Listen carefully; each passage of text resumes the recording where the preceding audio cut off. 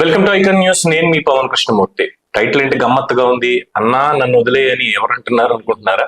ఇంకెవరండి, YS Avinash Reddy YS Jaganmohan రెడ్డిని అంటున్నట్టుగా 2 రోజుల నుంచి చాలా పెద్ద ప్రచారం జరుగుతోంది. దానికి తగ్గట్టుగానే కడపకు సంబంధించి పులివెందుల మున్సిపల్ సర్వసభ్య సమావేశంలో కూడా ఆయన పాల్గొనడం, బాబు నా కార్యక్రమాలు ఏమో నేను చేసుకుంటాను అని చెప్పి ఆయన మాట్లాడుకుంటూ ఉండడం అనేది ప్రస్తుతం చర్చనీయాంశం అవుతోంది. ఇంతకీ ఏ పాయింట్ లో అన్నా నన్ను వదిలేయనంటున్నాడు వైఎస్ అవినాష్ రెడ్డి జగన్మోహన్ రెడ్డితో అని అంటే చూస్తూనే ఉన్నాం కదా.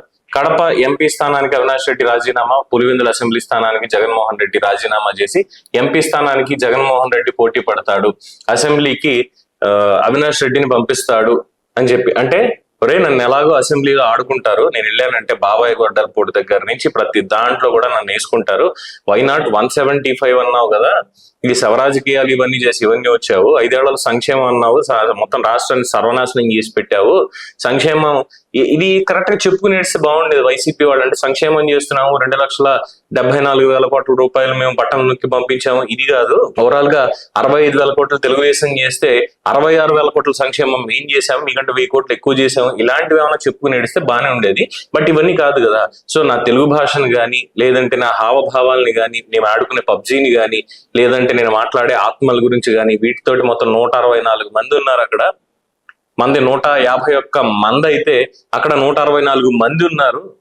అందరూ కూడా ఒకటే ఎజెండాతో కూర్చుని ఉన్నారు. సరే బీజేపీ వాళ్ళు అటు ఇటు కాకుండా కూర్చుంటారు, మాట్లాడరు అనుకుందాం. ఆ విష్ణుకుమార్ రాజు ఒక ఆయన ఉన్నాడు, దొరికితే చల్లా నేర్చుకుందామని చూస్తాడు. మొన్న అసెంబ్లీలో కూడా చెప్పాడు ఆయన ఉంటే బాగుండేది, కానీ నేను ఇంకా నా భాషను నేను కంట్రోల్ చేసుకోవాలి, అయ్యన పాత్రుడు గారు లాగే అంటూ ఆయన మాట్లాడాడు. విశాఖపట్నానికి సంబంధించినటువంటి విషయాలు ఇవన్నీ కూడా ఏకరో పెట్టి నన్ను నెత్తి మీద వేసుకుంటారు. ఎరా నువ్వు అసలు వెళ్ళి నువ్వు ఏం తింటావు, ఏం తిని ఏం చేయడానికి అని చెప్పి అక్కడ 12.5 లక్షల కమ్మోడు, ఏం స్నానం చేయడానికి 36 లక్షల bathtub, massage spa centre లో ఉండేటువంటి టేబుల్, అసలు మొత్తం 700 కోట్లు ఖర్చు పెట్టి ప్యాలెస్ దేనికి రా నువ్వు కట్టావని చెప్పి నన్ను వేసుకుంటే ఏం చెప్పాలి నేను? ఇది కాకుండా పులివెందుల్లో చేసినటువంటిది ఇక్కడ ప్యాలెస్లు కావచ్చు, మొత్తం అన్ని ప్యాలెస్లకి ప్రజల సొమ్మే కదా వాడింది నేను, అన్ని రకాలుగా అన్ని కార్పొరేషన్ నుంచి కూడా.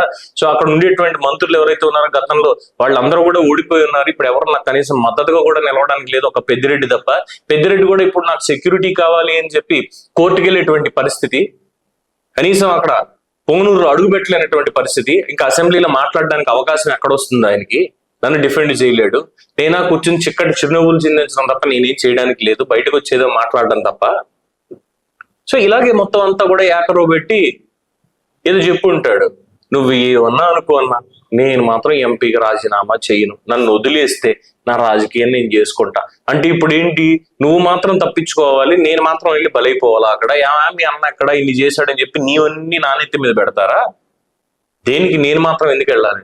అసలు ఇద్దరు కూడా హ్యాపీగా రిజైన్ చేసేసి కృష్ణారామ అనుకుంటా వ్యాపారాలు చేసుకుంటే అయిపోయేదానికి. మళ్ళీ అక్కడ ఇంకో బాధ, రిజైన్ చేసేస్తే పవర్ ఉండదు.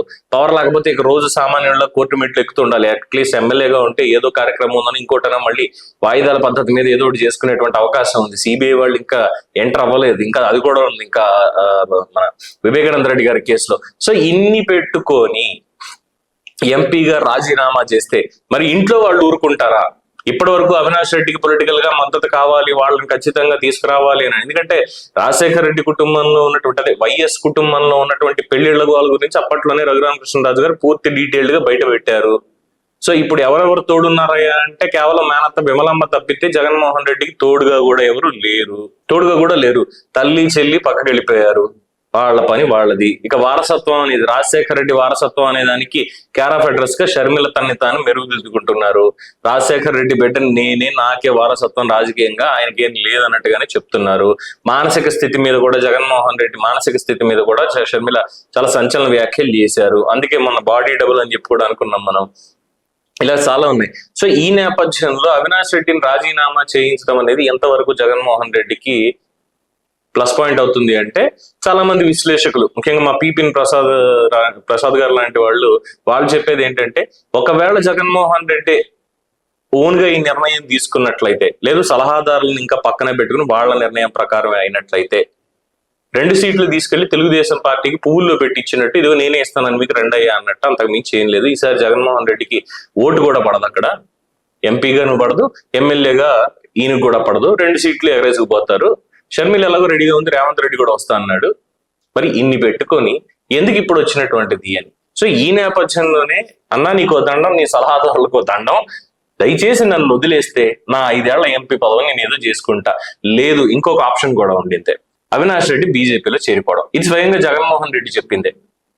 ఇప్పుడు బీజేపీ అధిష్టానం దగ్గరికి వెళ్ళి, అయ్యా నా ఎంపీ పదవి కూడా పీకెట్టున్నాడు ఇక్కడ, మొత్తం 175కి 175 కొడతామని చెప్పి ఇంకోటి చెప్పి పిచ్చి పిచ్చి మాటలని మాట్లాడి మొత్తం పార్టీని సంక నాకు ఇచ్చాడు స్టేట్ లో. అయిపోయింది అక్కడికే. సరే ఏదో చచ్చి చెడి గెలిచాను నేను, మొత్తానికి పైరవీలు చేసుకున్నాను, లాలూచి పడ్డాను, కాళ్లే పట్టుకున్నాను, ఇంకోటి చేసుకున్నాను, ఎంపీగా మొత్తానికి గెలిచాను చచ్చి చెడి. ఈ 5 ఏళ్ళన్నా నాకు ఏదో నేను చేసుకోగలిగితే, ఈ 5 ఏళ్ళ రాజకీయం తర్వాత ఆ రోజు ఉన్నటువంటి పరిస్థితులు ఏంటనే తర్వాత చూసుకుని 29కి వీటితో నేను ఆగలేకపోతున్నాను, నన్ను దయచేసి బీజేపీలో చేర్చుకోండి అని చెప్పి బీజేపీకి వెళ్ళిపోతాడు. సో ఇలా ఎన్నో ఆప్షన్స్ రకరకాలుగా కనిపిస్తున్నాయి, వినిపిస్తున్నాయి. But end of the day తన రాజకీయం తాను చేసుకుంటున్నాడు అవినాష్ రెడ్డి. బట్ చాలా భయపడుతూనే ఇక మిగతా వాళ్ళందరూ చెప్తున్నారు ఏం జరుగుతుందో అన్నదమ్ముల మధ్య. ఇప్పుడు ఈ 11 అనేది ఆ ఒకటి ఈ ఒకటి అంటే అవినాష్ రెడ్డి ఒకటి, జగన్మోహన్ రెడ్డి ఒకటి, ఈ ఒకటిలో ఏ ఒకటి మిగులుతుంది, ఏ ఒకటి ఎటు వెళ్ళిపోతుంది తెలియనటువంటి పరిస్థితి. వైసీపీ కేడర్ కూడా అక్కడ కాస్త ఆందోళనలోనే ఉన్నారు, ఏం జరగబోతోంది అని. సో అసలు వీళ్ళిద్దరూ వెళ్ళిపోయారంటే ఇక వైఎస్ఆర్సీపీ భూస్థాపితం తప్పితే ఏం లేదు. అలాగే జగన్మోహన్ రెడ్డికి కోర్టు పిలుపు ఆల్రెడీ వచ్చేసింది, ఇక రావాల్సిందే రోజువారీ విచారణ కానీ. బట్ ఇప్పటికీ ఇంకా ప్రొసీడింగ్స్ ఎందుకు స్టార్ట్ అవ్వలేదు. ఇక అవినాష్ రెడ్డి చుట్టూ ఎలాగో ఉండనే ఉంది ఉచ్ అనేది, వివేకానంద రెడ్డి హత్య కేసు. సరే 4 రోజులు అయింది కాబట్టి ప్రభుత్వానికి కూడా టైం ఇవ్వాలి. At the same time CBI వాళ్ళు కూడా ఇప్పటికీ చాలా టైం తీసుకున్నారు వాళ్ళ విచారణకి. ఎన్నికలు కానీ ఇంకోటి కానీ అడ్డంకి ఏం కాదు, మరి ఎందుకని చెప్పి ఇంకా తాత్సారం చేస్తూ వస్తున్నారో తెలియట్లేదు. సునీత్ గారు కూడా కొంచెం సైలెంట్ గా ఉన్నారు. సరే ఎన్నికల ఈ రిజల్ట్స్ వచ్చినటువంటి దీంట్లో ఉన్నాం కదా, ఒక 4 రోజులు పోయినవండి అని చెప్పి సన్నిహితుల వద్ద అన్నట్టుగా కూడా తెలుస్తోంది. సో ముందు ముసళ్ళ పండుగ చాలా భారీగానే ఉండబోతోందని స్పష్టంగా తెలుస్తోంది.